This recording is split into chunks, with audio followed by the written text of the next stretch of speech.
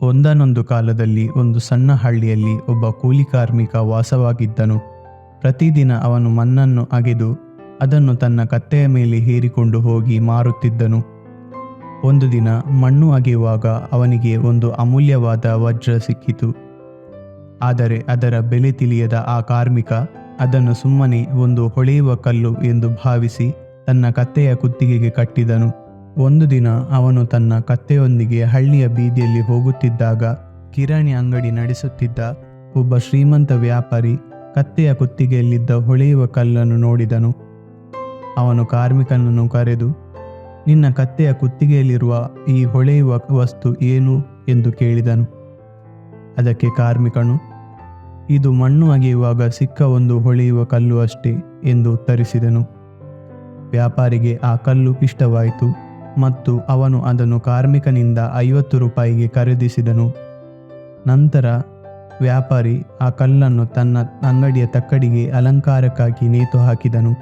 ಅಂಗಡಿಗೆ ಬಂದವರೆಲ್ಲರೂ ಆ ಸುಂದರವಾದ ಕಲ್ಲನ್ನು ನೋಡಿ ಮೆಚ್ಚಿಕೊಳ್ಳುತ್ತಿದ್ದರು. ಒಂದು ದಿನ ಒಬ್ಬ ಚಿನ್ನದ ವ್ಯಾಪಾರಿ ಆ ಅಂಗಡಿಗೆ ಬಂದನು. ತಕ್ಕಡಿಗೆ ನೇತು ಹಾಕಿದ್ದ ಕಲ್ಲನ್ನು ನೋಡಿದ ತಕ್ಷಣ ಅದು ಅಮೂಲ್ಯವಾದ ವಜ್ರ ಎಂದು ಅವನಿಗೆ ಅರ್ಥವಾಯಿತು. ಅವನು ವ್ಯಾಪಾರಿಯನ್ನು, ಇದೇನು, ಇದನ್ನು ಇಲ್ಲಿ ಯಾಕೆ ನೇತು ಹಾಕಿದ್ದೀರಿ ಎಂದು ಕೇಳಿದನು. ವ್ಯಾಪಾರಿ, ಇದು ಕೇವಲ ಒಂದು ಹೊಳೆಯುವ ಕಲ್ಲು. ನಾನು ಒಬ್ಬ ಕಾರ್ಮಿಕನಿಂದ 50 ರೂಪಾಯಿಗೆ ಕೊಂಡುಕೊಂಡೆ ಎಂದನು. ಆಗ ಚಿನ್ನದ ವ್ಯಾಪಾರಿ, ಇದನ್ನು ನನಗೆ ಮಾರುತ್ತೀರಾ ಎಂದು ಕೇಳಿದನು. ವ್ಯಾಪಾರಿ, ನಿಮಗೆ ಬೇಕಿದ್ದರೆ 100 ರೂಪಾಯಿ ಕೊಟ್ಟು ತೆಗೆದುಕೊಳ್ಳಿ ಎಂದನು.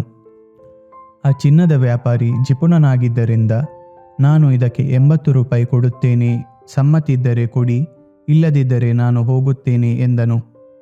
ಆದರೆ ವ್ಯಾಪಾರಿ 100 ರೂಪಾಯಿಗಿಂತ ಕಡಿಮೆ ಮಾರಲು ಒಪ್ಪಲಿಲ್ಲ. ಚಿನ್ನದ ವ್ಯಾಪಾರಿಯು ನಾಳೆ ಬಂದು 90 ರೂಪಾಯಿಗೆ ಕೇಳೋಣ ಎಂದುಕೊಂಡು ಅಲ್ಲಿಂದ ಹೊರಟು ಹೋದನು. ಅದೇ ದಿನ ಸಂಜೆ ಮತ್ತೊಬ್ಬ ಚಿನ್ನದ ವ್ಯಾಪಾರಿ ಆ ಹಳ್ಳಿಯ ದಾರಿಯಿಂದ ಹೋಗುತ್ತಿದ್ದನು. ಅವನ ಕಾರು ಕೆಟ್ಟು ಹೋದ ಕಾರಣ ಅವನು ಅದೇ ಅಂಗಡಿಯ ಹತ್ತಿರ ನಿಂತನು. ತಕ್ಕಡಿಯಲ್ಲಿದ್ದ ವಜ್ರವನ್ನು ನೋಡಿದ ತಕ್ಷಣ ಅವನು ಯಾವುದೇ ಚೌಕಾಸಿ ಮಾಡದೆ ತಕ್ಷಣವೇ 100 ರೂಪಾಯಿ ನೀಡಿ ಆ ವಜ್ರವನ್ನು ಖರೀದಿಸಿದನು. ಮರುದಿನ ಮೊದಲನೇ ಚಿನ್ನದ ವ್ಯಾಪಾರಿ ಅಂಗಡಿಗೆ ಬಂದು ನೋಡಿದಾಗ ಅಲ್ಲಿ ವಜ್ರವಿರಲಿಲ್ಲ.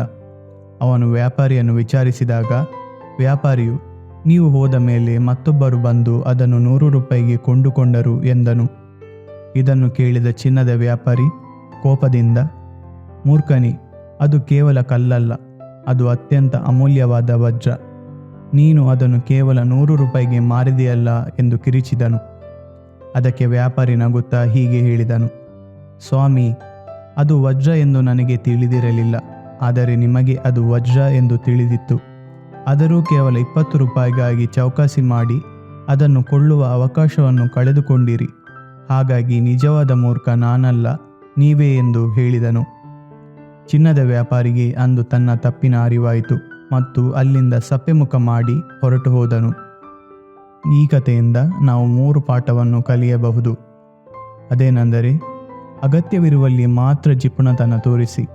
ಎಲ್ಲೆಡೆ ಜಿಪುಣತನ ತೋರಿಸಿದರೆ ದೊಡ್ಡ ಅವಕಾಶಗಳನ್ನು ಕಳೆದುಕೊಳ್ಳಬೇಕಾಗುತ್ತದೆ.